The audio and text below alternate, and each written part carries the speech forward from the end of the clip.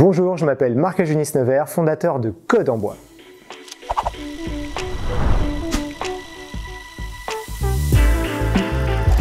Alors la genèse de Code en Bois, ça va remonter à début 2022 et envie d'aller expliquer devant la classe de ma fille qu'est-ce que c'était que mon métier qui était à l'époque donc dans l'informatique scientifique. Donc j'ai pris des planches, j'ai pris ma scie sauteuse et j'ai commencé à découper des petits morceaux de bois et à les colorer pour expliquer ce que c'était que le développement informatique. J'ai longtemps développé ça tout seul et maintenant Code en Bois, donc j'ai un salarié et très bientôt une associée. On est incubé aujourd'hui, enfin accéléré par le Village by CA, donc au Turing 22 à côté de Clermont-Ferrand et d'Aubière.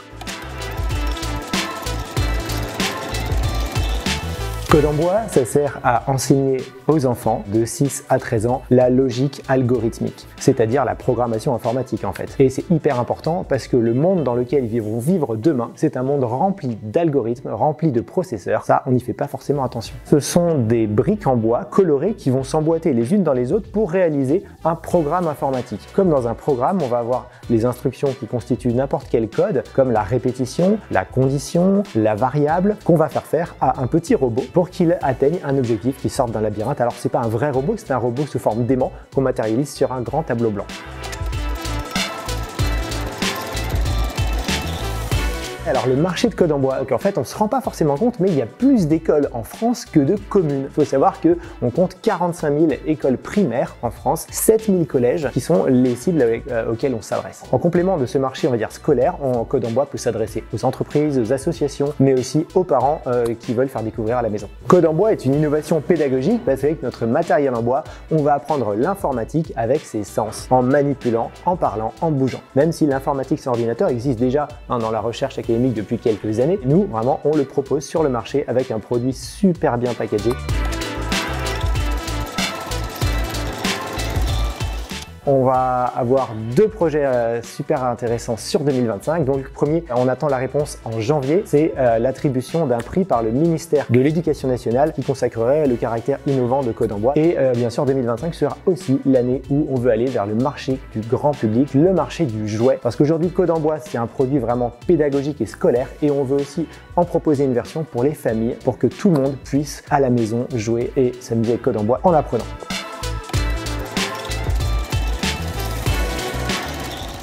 Alors Code en Bois a bénéficié d'aides et de subventions. L'année dernière par exemple, on a gagné 2 prix, un prix du groupement d'entrepreneurs de 63 et un prix du Crédit Mutuel Summer d'innovation, donc un prix qui consacre aussi notre côté innovant et écologique. Et on a aussi bénéficié d'une subvention BPI qui s'appelle le Diagnostic Innovation.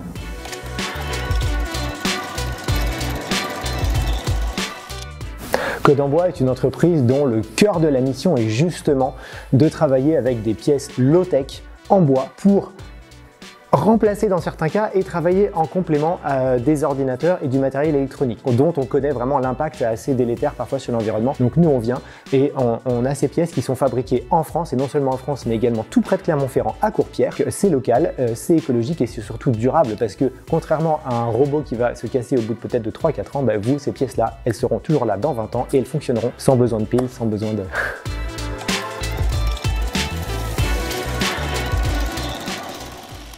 Voilà, pour terminer, peut-être un petit mot sur pourquoi je fais ça. Code en Bois, c'est une entreprise, mais bien sûr, c'est aussi un peu militant parce que on veut proposer du low-tech, on veut proposer une solution qui n'ajoute pas du temps d'écran pour vos enfants. On veut former au numérique, mais sans le numérique. C'est un petit peu un pied de nez au numérique quelque part. D'habitude, je sais pas si tu vois, mais on prend des objets du monde physique et on les met dans le cloud, on les met dans l'ordinateur. Et nous, on prend un truc qui existe que dans le cloud, c'est-à-dire la programmation informatique, et on vient la ramener dans le monde physique avec du bois local, made in France. Donc c'est ça qui est vraiment génial, qui est vraiment nouveau et en plus c'est drôle, on s'amuse.